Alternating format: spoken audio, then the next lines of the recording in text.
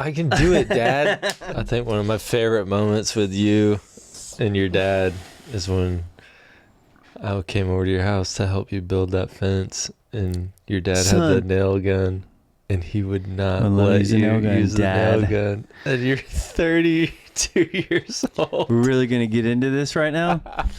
Hey, everyone. Welcome to the Village Films Podcast. My name's Caleb. This is David. We got that out of the way. What are we talking about today? Remakes, reboots, sequels. This is just my opinion. I'm a filmmaker. Are you guys videographers? Who cares?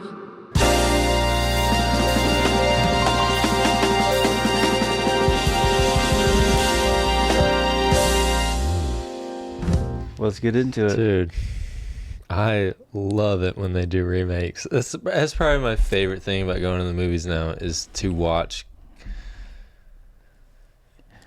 a remake. Yeah. Are you being sarcastic? Dude, that was the worst sarcasm I've ever heard. Facetious. There's a difference. I feel like school. Gases fill the volume of whatever container they're in. School. When we talk to people now, it always ends up like we end up talking about this. Why do people keep making the same movies? I don't know. It happened like the last 10 or 15 years. It seems like every early 2000s film that had success is getting a reboot or a sequel. Mm-hmm. Every like Disney original animation is getting a live action. And it's like, I know there's original things being made out there, but it's so annoying. Like when you see like, oh, Gladiator 2, I'm like, Gladiator had a perfect ending. Yeah. You couldn't have ended it better. He fought the final battle. Spoiler alert.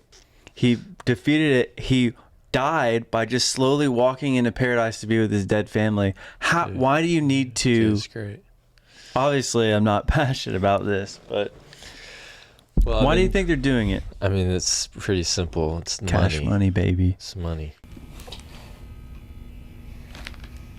You know, people like me keep watching the remakes. You know, they're going to keep making the remakes. But, you know, like, I'll go see Gladiator 2 when it comes out on digital. So you're... or streaming. So you're the problem. I do love Denzel. But it's not even like remakes, like the sequels, and you are the problem, too. Yeah. Because they wouldn't make 14 Fast and Furious movies. Well, they're on 11 now.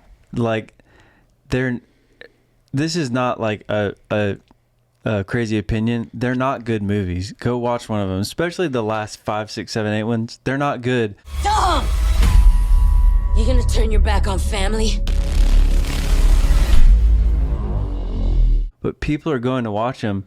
They are entertainment. It's like, I would say it's like the lowest form of entertainment. It's like McDonald's of movies. But people are going to spend $15 to watch them, or they're buying them. And so the studio sees that, you know, if they spend, you know, $250 million all in with marketing and they make $600 million, they're going to make another one. And so I guess you can't really blame them because it is a business, but that's the whole thing. Like, is all this, you know, rebooting and sequels and all this, is it's like a creative kind of revival, or is this a cash grab? And in most cases, it just feels like a cash grab. Yeah, I mean, well, especially now you got studios that everything is data driven and analytics, you know, so like they measure it by what performs the best. And so if you create an original movie like Quiet Place, amazing movie, and it was crushed in the box office, nothing like it, and it dominated in the box office with a really low production budget. And what happened? They made 2 more because it worked. So they're like, we found something that worked, and we're gonna do it again, and it worked again. They want it to be a formula. But I mean, those sequels, they didn't do as well as the first one, but they did okay.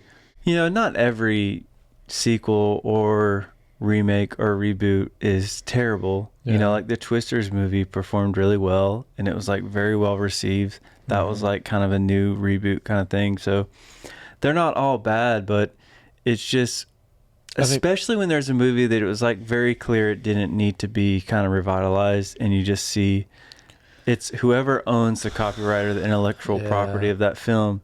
You can just tell they're wanting to make another cash grab on it. So maybe we should try to right now think of examples of ones that weren't bad, because it seems like most of them were.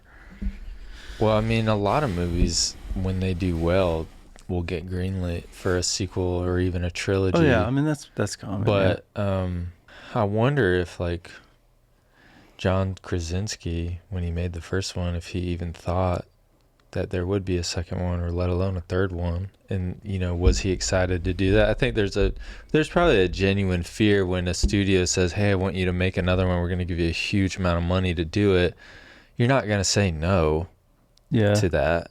But I'm sure there's a fear from the filmmaker and even like the directing and the writing process of like, is this going to be like a cult classic sequel disaster? That was also pre-pandemic though, so it's like that's important to note that things were very different when the first Quiet Place came out. I think I saw that in theaters. Maybe I don't think I did. Maybe not. But I think we saw it together. I've got some examples of like over the last 10 years, and it is interesting. I mean, so many of these are like the Disney live actions, and it's like, oh yeah, so many of those. Like I think Aladdin's a good example. Like, it's fine to do a live action, but just so many of them felt like they fell short. Aladdin was like okay, and then like Lion King. Why did they make that? It was like Planet Earth. They're making another Lion King. Oh my gosh! It's like the Scream. It's like a prequel to. It's like Mufasa growing up. Yeah. Or something. So like this is a great example of one that did really well. Was obviously Top Gun, and I feel like we have talked about this in another video, but like how good that film was and how well it did in the theaters, and that it was just strictly theatrical. Who the hell is that? Maverick to range control. Entering Point Alpha. Confirm green range. Maverick, range control. Green range is confirmed. I don't see an event scheduled for you, sir. Well, I'm going anyway. Nice. Setting time to target, 2 minutes, 15 seconds. 2:15, that's impossible. File attack point. Maverick's inbound.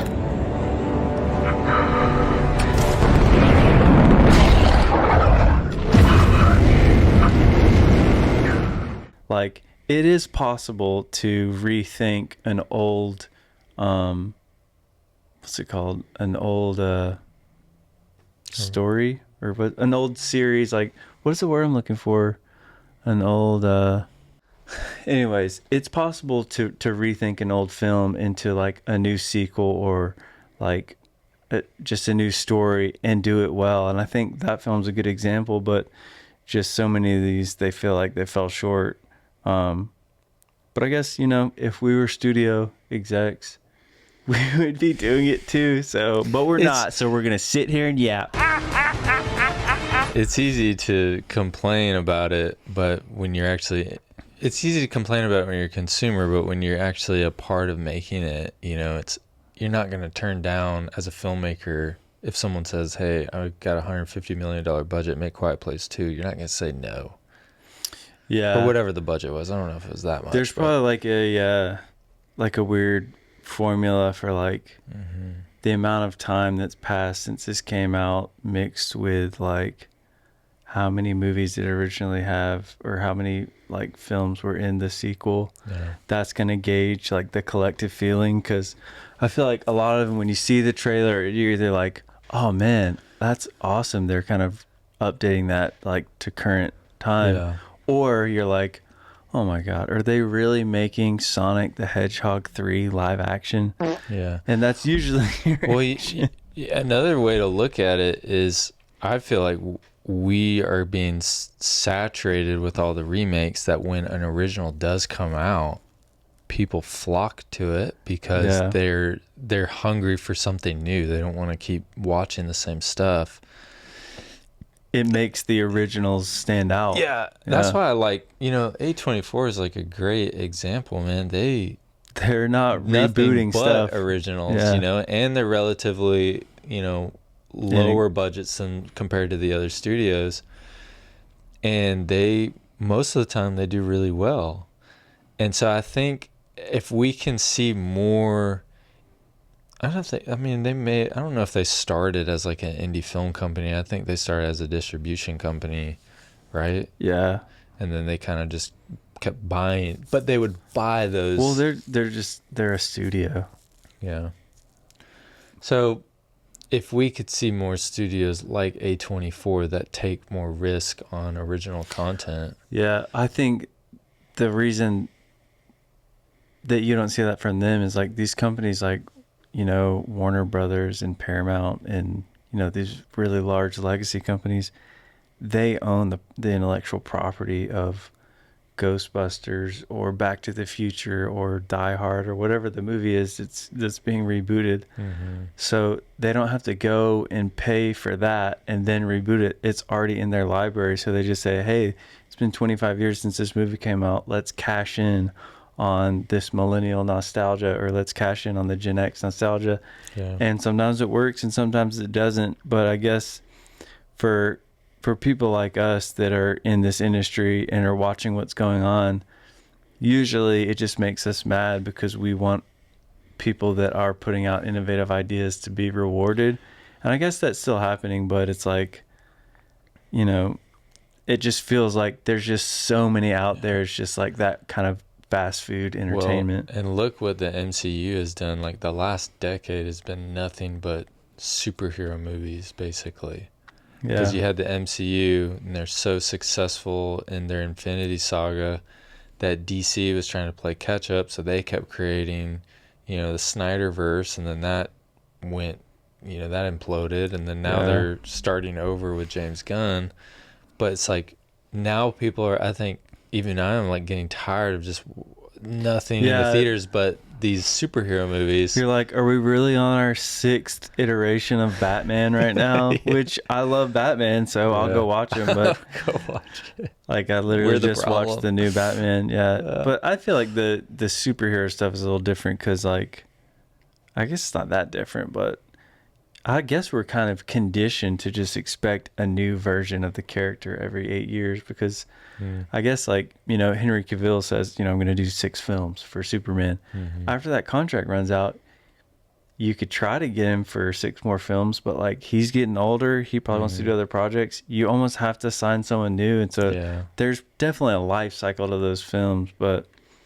Well, and then the films that aren't getting greenlit for theatrical release, they're being made for streaming.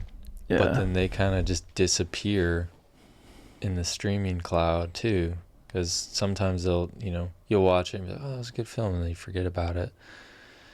But theatrical, I guess you put a lot more marketing behind it. There's a lot more buzz behind it, and I think it just imprints on you a little bit better than when a movie comes out on streaming. Oh my gosh, a great example is the that show you're talking about, the Outer Banks.